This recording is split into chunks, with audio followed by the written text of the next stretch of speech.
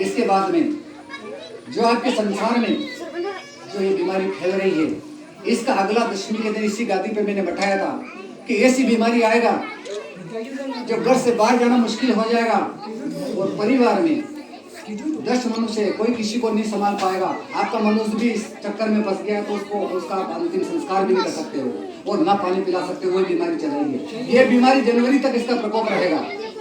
आई बात, जनवरी तक इस बीमारी का प्रकोप रहेगा और जनवरी के बाद ऑटोमेटिक ये खत्म हो जाएगा। और अभी इसी वर्ष जो आपके मध्यम बारिश हो रही हुई है, ये बारिश 19 दिन तक और होगा, जो अथाह होगा, जो ये श्राद्ध पक्ष में 16 दिन तक भयंकर बारिश का प्रकोप रहेगा, जो 3 दिन इतनी बारिश होगा जो पब्लिक और पशुओं को त्राहिमाम कर देगा। इसी वर्ष की बात है। अभी ये मत सोचना कि हमारे मध्यम बारिश हुई है, कुआं तालाब नाले सब खाली पड़े हुए हैं, लेकिन कुआं तालाब नाले परिपूर्ण होने के बाद में ही 3 दिन के अंदर भयंकर बारिश 16 पक्ष के श्राद्ध में होगा, जिससे त्रायमान दुनिया हो जाएगा।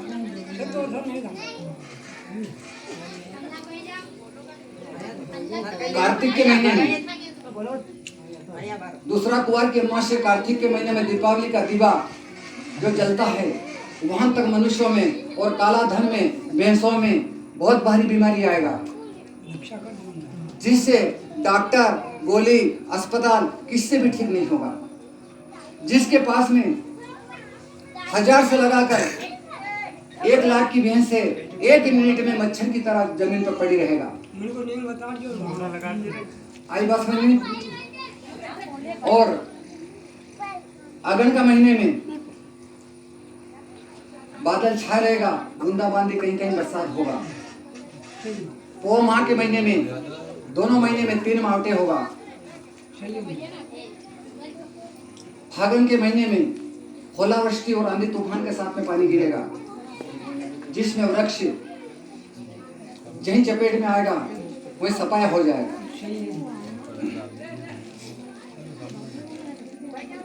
आपकी गेहूं चने की फसल 25% होगा। 25% इसलिए होगा कि गेहूं चने की फसल बाद में जो बारिश का पानी गिरेगा, समय पे बोनी नहीं होगा, इस कारण से अपनी फसल में आगे रोग घुसेगा, इससे गेहूं और चने की फसल 25% होगा।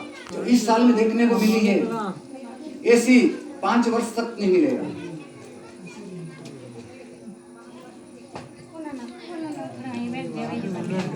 अगले साल में बोनी,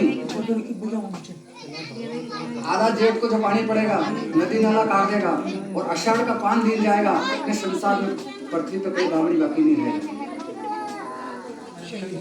सावन के महीने में, आषाढ़ के महीने में 12 दिन से बारिश होगा। सावन के महीने में 14 दिन की बारिश है और भादवे के महीने में 20 दिन की खड़ लगेगा। ये खड़ जो सावन में लगती थी, ये अगले साल भादवा में लगेगा। और कुआर में 16 श्राद्ध में सिर्फ 3 दिन की बारिश होगा।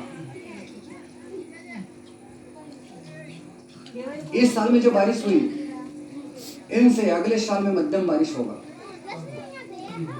कम बारिश होगा, जिससे सोयाबीन की फसलें परिपूर्ण 100% होगा। और इस वर्ष की तो अगले वर्ष बताई थी कि सोयाबीन की फसलें इस समय तो 60% मिली है और अगले साल में सोयाबीन की फसल 10% ही तुम्हें प्राप्त होगा।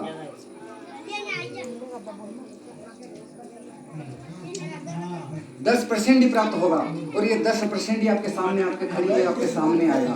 आई बात समझ में? अभी ये मत समझो कि रोग किसी जगह पर और किसी खेती में आया है।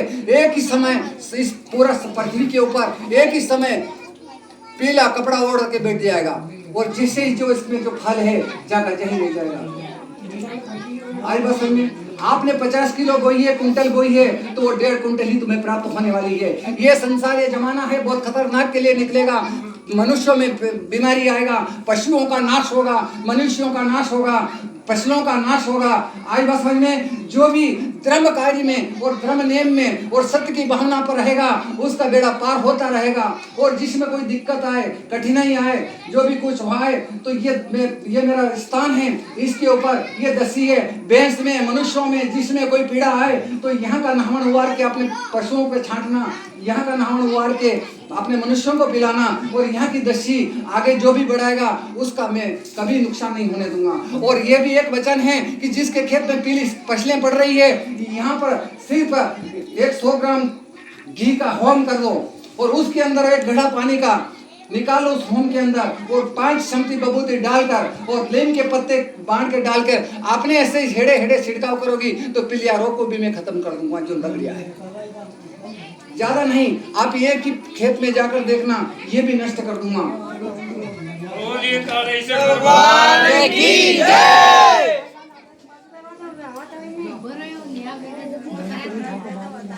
अभी जो बारिश हुई है इससे अभी 10% हुई है, अभी 20% बारिश बाकी है, जो 16 दिन के श्राद्ध में भयंकर बारिश होगा। अगले साल दशमी के दिन नदी नाले कुआ उफान पे थे, आई बात समझ में, लेकिन अभी बारिश 13 के दिन से प्रारंभ होगा। आज दशमी है, 2-3 दिन के बाद में बारिश प्रारंभ होगा। तो ये भी पड़ेगा, 16 दिन का श्राद्ध में पड़ेगा और नवरात्रि में 3 दिन के लिए पड़ेगा। आई बात समझ में, पूरी तरह से तुम्हारी ये फसल 10% आने वाली है। ये अगले साल का मेरा यहाँ का वचन और न्याय है।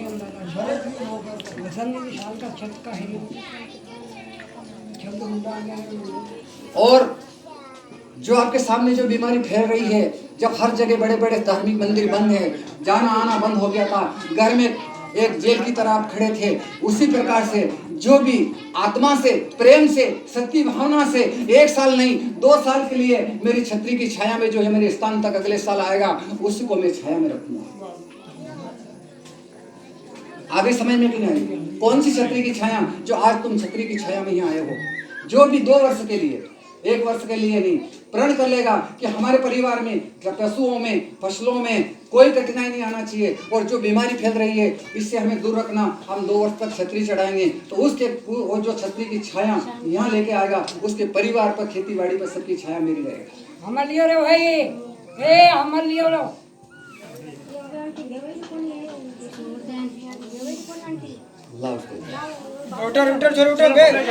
और ये जैसी सब ले जाकर अपने अपने मकान पर बांध देना, अपने अपने पशुओं को बांध देना।